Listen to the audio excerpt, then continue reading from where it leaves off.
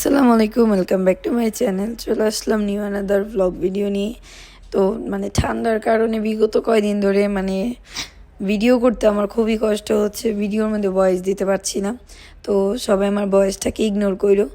তো দুপুরের দিকে ওর বাবা বলতেছিল যে চলো আমরা বাহিরে আজকে খেতে যাব। তো যেই কথা সেই কাজ, বাহিরে বের হয়ে পড়েছিলাম সবাই মিলে রেডি হয়ে।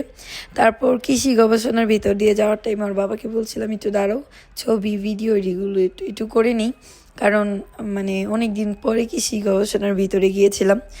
তারপর মেয়েদেরকে একটু খেলার জন্য ওই সাইডে রেখে দিয়েছিলাম, আর আমরা এই সাইডে একটু ছবি টবি তুলছিলাম, কারণ এই রাস্তা দিয়ে সবসময় অটো গাড়ি এগুলো যাতায়াত করতেছিল, তাই মেয়েদেরকে আর রাস্তার দিকে দাঁড় করায়নি। তো আমি আর ওর বাবা একটু নিয়ে এখানে ছবি তুলবো বা ভিডিও করব।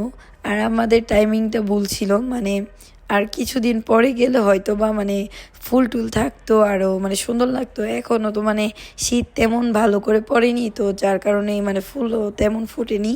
তো এই সাইডে কিছু ফুল ফুটেছিল। তো এখানে গিয়ে আমরা একটু ভিডিও আর ছবি তুলি।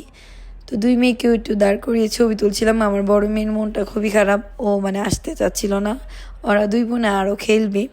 তো বুঝিয়ে বললাম আমরা খাবার খাওয়ার জন্য এসেছি দুপুর টাইম। তো ওর বাবা আবার বিকালে দোকান খুলবে, যার কারণে দেরি হয়ে যাবে। তারপর আমরা সুলতান ডাইনে চলে গিয়েছিলাম। ওদের জয়দেবপুর দুইটা আউটলেট ওপেন হয়েছে। ফার্স্টেরটাতে আমরা গিয়েছিলাম অনেক দিন আগে, তো এটা সেকেন্ড, এটা নতুন। তো আমরা এই জায়গায় চলে গিয়েছিলাম। তো যাওয়ার পরে মেয়েদেরকে সাথে একটু কথাবার্তা বলতেছিলাম। ওর বাবা খাবার অর্ডার দেয়, তো সাথে সাথে দিয়ে দেয়। কাচ্চি তো রেডি করাই থাকে, তো বেশি দেরি করেনি। তারপর বড় মেয়েকে ছোট মেয়েকে ওদেরকে দিয়ে দিচ্ছিলাম। তো ছোট মেয়েকে দেওয়া শেষ, এখন বড় মেয়েকে দেবো। আর আমার বড় মেয়ের একটু ক্ষুধা লেগে যায়, তো যার কারণে মাংস আগেই নিয়ে রেখেছিল ওর পছন্দ মতো। আমার বড় মেয়ে আবার হাড্ডি ছাড়া মাংস খেতে পারে না, একটু হাড্ডিওয়ালা মাংস ওর খুবই পছন্দ। তো দেখে ও নিয়ে নিয়েছিল।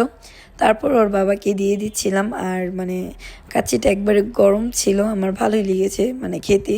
আমার ছোট মেয়ে তো অনেক খেয়ে প্রশংসা করতেছিল যে আমি প্রতিদিন কাচ্চি খাবো, আমি প্রতিদিন কাচ্চি খাবো, আমার নিজের হাতে খাবো, আমার খুবই ভালো লাগতেছে। কিন্তু একটু খাওয়ার পরেই ওই আর খেতেই পারে না। বাচ্চা মানুষ তো প্রথম মনে হয় যে অনেক খেয়ে ফেলবো বা অনেক খেতে পারবো, তারপর একটু খাওয়ার পরেই শেষ।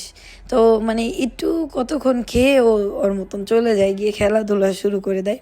আর আমার মেয়েরা কোনো জায়গায় গেলে হাইস্ট গেলে 5 মিনিট ঠান্ডা হয়ে বসে, এরপরে ওদের সব দুষ্টুমি শুরু হয়ে যায়।